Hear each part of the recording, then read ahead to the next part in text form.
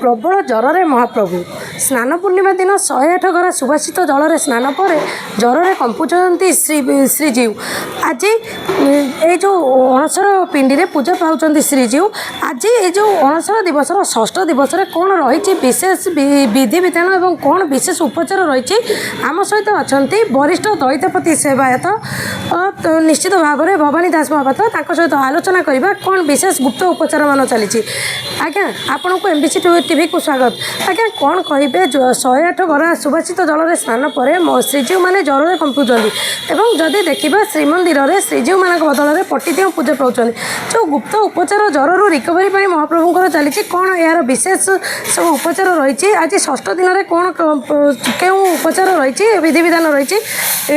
निश्चित भाव में आलोचना करवा।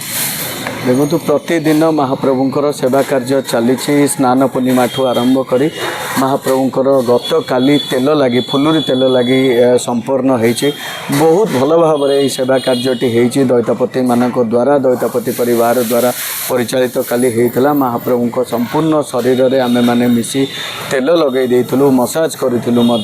महाप्रभु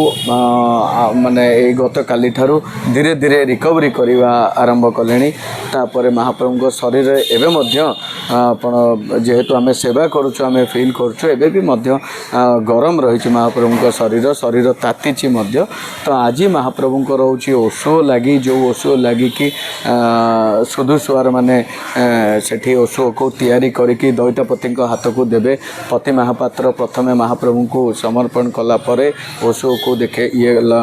पति महापात्र द्वारा आग लगिला परे संपूर्ण दैत्यपति जो परिवार अच्छा छोटू बड़ पर्यंत समस्ते महाप्रभु को संपूर्ण शरीर में से ओषो को लगाती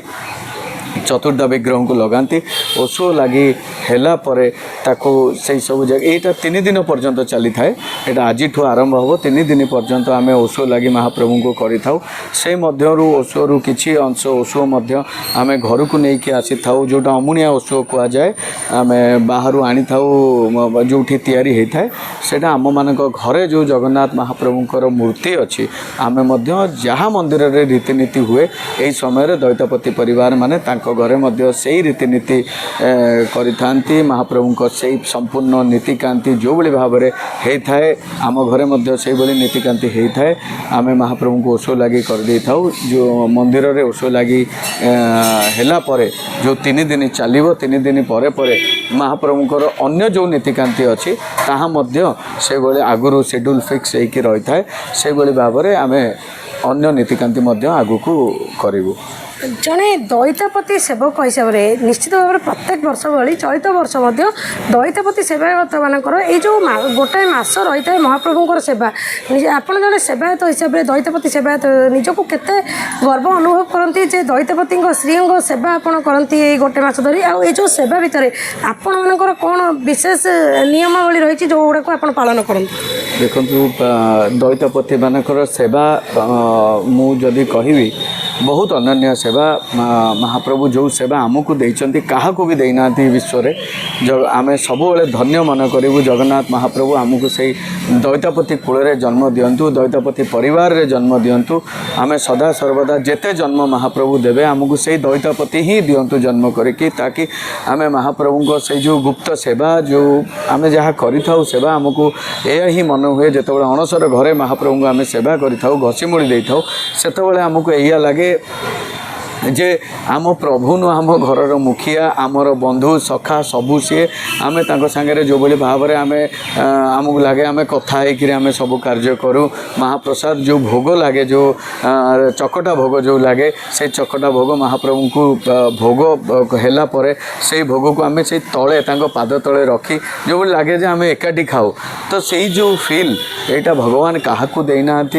एते सेवक अच्छा किंतु जगन्नाथ महाप्रभु दैत्यपति को जहाँ सेवा देइछंती मु तो कहबी माने कोटि जन्मर पुण्य कोटि जन्म आम कौन करूँ जे महाप्रभुंर यही सेवा पाइछु जगन्नाथ महाप्रभु आम आम आम सब गोटे प्रार्थना आम परिवार आप जेकोसी दैत्य सेवायत को पचारतु समस्ते गोटे कथा कहे जे आमको प्रभु प्रति जन्म आपण श्रीअंगर सेवा दैत्यपति सेवारे आमको सेवा दिंतु आम आपण जो गुप्त सेवा करूँ कहीं यही सेवा कलापर आप विश्वास करूँ मु गोटे कथा कहबी ये तो विश्व ब्रह्मांडर ठाकुर अनंत कोटि ब्रह्मांडर ठाकुर या सेवा पाइबा केते लोक तरसुचंती माने कोटि ब्रह्मांडर लोक आसी भारतर बाहर हो इंडिया भीतर हो लोक तरसुचंती प्रभुंकर टिके सेवा करने किंतु महाप्रभु एते जे दयालु आमको से सेवा देइचंती तो आमे सदा सर्वदा महाप्रभु को डाकिबू हे प्रभु आपण दुईटी कार्य आमको दियंतु आमे आपणक सदा सर्वदा सबु जन्म रे आपणकर एमती सेवा करी कि आमे धन्य हो आम आपणक सेवार दैतपति कूल जन्म हो सेकेंड कथा होची आपण को एबले आपण आमको यही मझिरे रखंतु गोटे ब्रिज करके आमको रखंतु भक्त आ भगवान को मिलैबार जो दायित्व से है संपूर्ण दैतपति मानक दायित्व आमे सदा सर्वदा से भक्त आ भगवान को मझे ब्रिज होकि रहू आमे भक्त आ भगवान को मिलन करूँ ये है आम दैतपति निश्चित भाव में आपण भावावेग सहित आम निजक कनेक्ट कर मोर आउ गोटे प्रश्न रो दीर्घ मासर सेवा आपणकर यही सेवार आपण मैंने कौन विशेष रीतिनीति को अनुसरण करती जो आम पूर्वर जाचु कि शुणीचु